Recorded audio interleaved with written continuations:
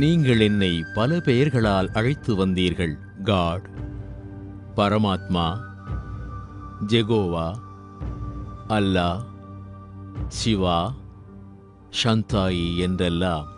நீங்கள் எனக்காக சர்ச், குருத்வாரம், கோயில், மசூதி மற்றும் சிலைகளெல்லாம் செய்தீர்கள். என்னுடைய பெயரில் நீங்கள் எவ்வளவு போரிட்டு வந்தீர்கள்.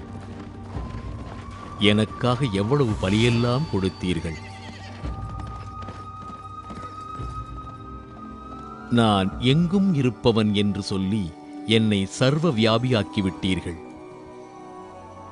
உங்களின் துன்பமான துயரமான நாட்களில் என்னை நினைவு கொண்டீர்கள். உங்களின் சுகமான நாட்களில் என்னை மறந்து விட்டீர்கள். நீங்கள் பல ஜென்மங்களாக தேவி தேவதைகளின் உருவத்தில் என்னை அறியாமலேயே எனக்காக பூஜை செய்து வந்தீர்கள்.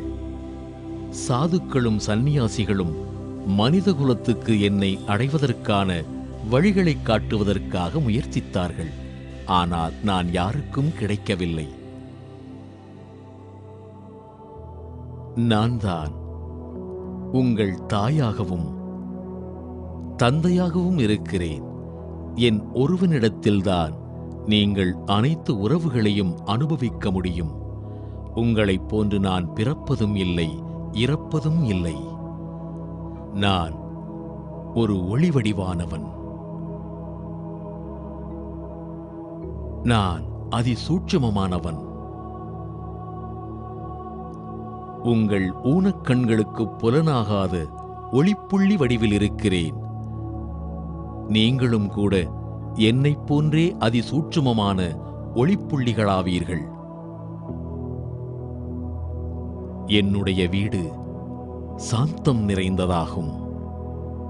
இங்கு முற்றிலும் ஆழ்ந்த இனிமையான அமைதி நிறைந்துள்ளது. ஒரு காலத்தில் நீங்களும் கூட அந்த ஒளிமயமான ஆத்ம உலகில் என்னோடு வசித்து வந்தீர்கள். பிறகு அங்கிருந்து வந்து இந்த ஸ்தூல உலகில் உடல் என்னும் ஆடையை அணிந்து கொண்டீர்கள். அதன் பிறகு உங்கள் வாழ்க்கை நாடகம் தொடங்கிவிட்டது. காலத்தின் போக்கில் நீங்கள் என்னையும் உங்களது உண்மையான வீட்டையும் மறந்து விட்டீர்கள். உங்களின் காலத்தின் மகத்துவத்தையும் இரகசியத்தையும் சொல்வதற்காக நான் மீண்டும் அவதரித்திருக்கிறேன். நீங்கள் மறந்துவிட்ட அனைத்து இரகசியங்களையும் சொல்வதற்காக நான் மீண்டும் அவதரித்திருக்கிறேன்.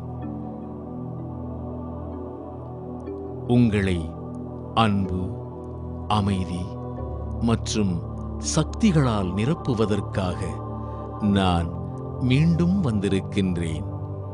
என்னை நினைவு கூறுங்கள், என்னை நினைவு கூறுங்கள்.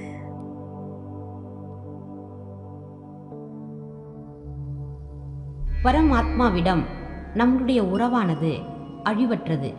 ஆனால் அந்த அழிவற்ற உறவின் அனுபவத்தை எப்படி அடைவது?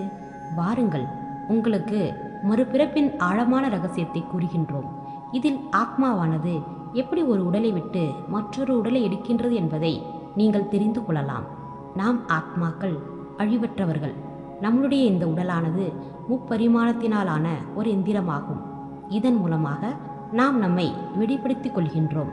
அதாவது இந்த 5 தத்துவங்களாலான உலகை உடல் மூலமாக அனுபவிக்கின்றோம்.